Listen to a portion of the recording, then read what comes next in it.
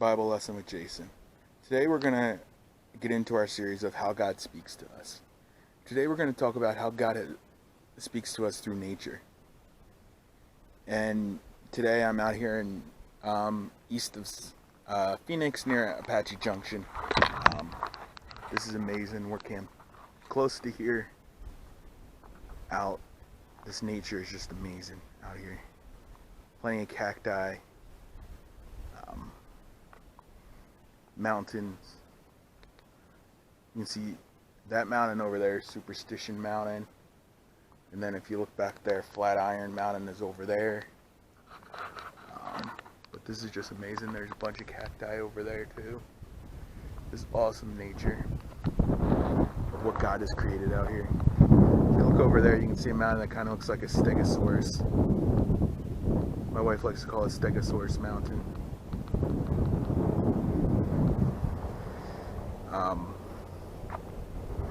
It's just amazing out here, and God has given awesome nature out here.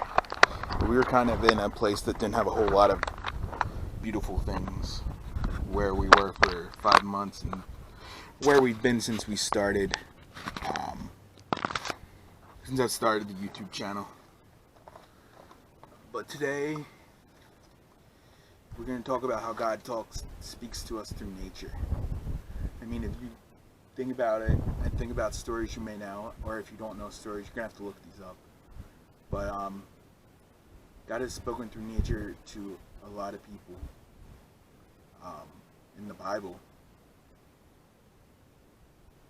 and done wonders through nature and used nature.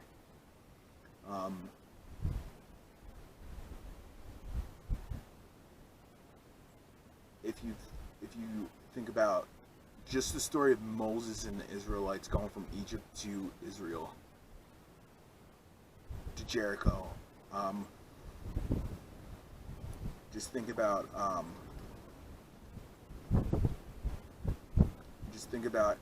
at the very beginning of when God called Moses. He used a burning bush, used something that was out of nature. Realized that it was something different in nature, and that's one way we can look at nature. If there's something different about nature, God's probably trying to speak to you through it. And you gotta listen. And part of that is practicing listening for God on what He's trying to tell you.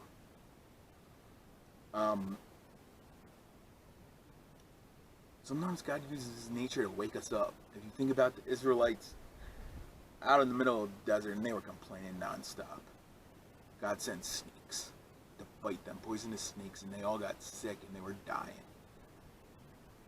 And God put a serpent, told Moses to put a serpent up on a stick, and if they looked and had faith in that serpent, that they would be healed. And that's how it worked. But God also used a rock, water coming out of a rock, to give them water. Used manna coming from heaven, and told in that He spoke to them and said, I will provide for you, and used that natural thing. God when He speaks, talks about nature, in that if He supplies for the lilies and the birds, He will supply for you too. Well, a lot of it's been about supply, I guess. But if you also think about the calming of the storm, it was a normal thing. Storms happened. But He used that to teach His disciples about faith. And God uses nature today to teach us about how amazing He is. And how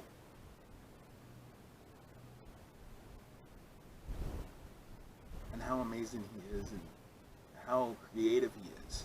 Think about all the different animals and the different things. Like, if you go back farther where we are, there's a natural forest, but it has no trees. It just has cacti.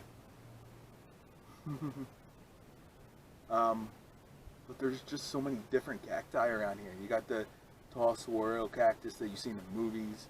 There's prickly pear cactus. There's I think they're called Churro cactus. I don't know. but they look fuzzy, but when you get close to them, they're full of needles. But just those different things show you how creative God is, and how He speaks to you through that nature, through nature like that. He also, He spoke to Elijah through a wind.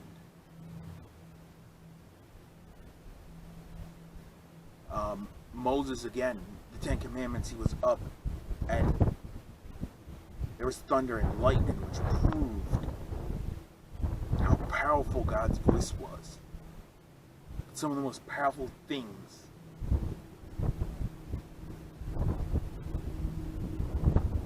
But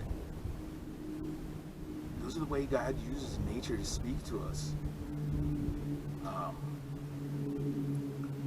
Next week you're going to get to see nature again, because my video, Lord willing, will be from the Grand Canyon, But we're going to talk about how God speaks in wonders to us. Miracles and wonders. But just nature. If you're out in nature, walk around, look for stuff that's different, and try to and listen for God on how He is using that to speak to you. Or you can go out in nature and just be quiet, and sometimes God will just speak to you in a voice. A lot of times in nature is where I feel closest to God. And see what God's trying to say to you. And just being quiet. Nature is a great way to get close to God.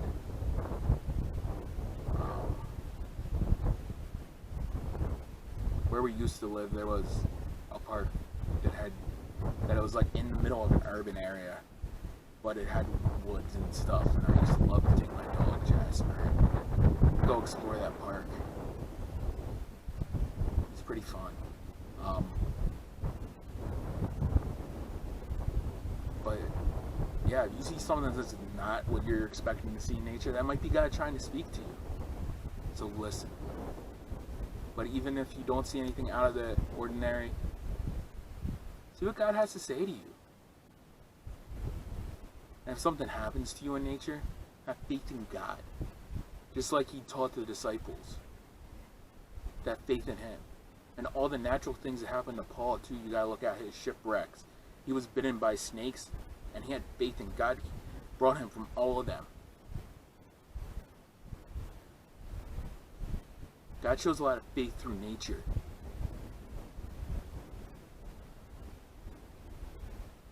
Look it up. It's all in the Bible. I challenge you to look up everything I talked about today.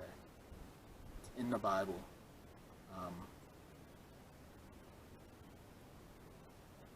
Thank you for listening to my Bible lesson with Jason today. Share this with somebody that needs it. Comments, thumbs up, all great things. Just thanks for watching. Have a good week. Hopefully next week the video's from the Grand Canyon. So be looking for that one next Wednesday. Thanks. Bye.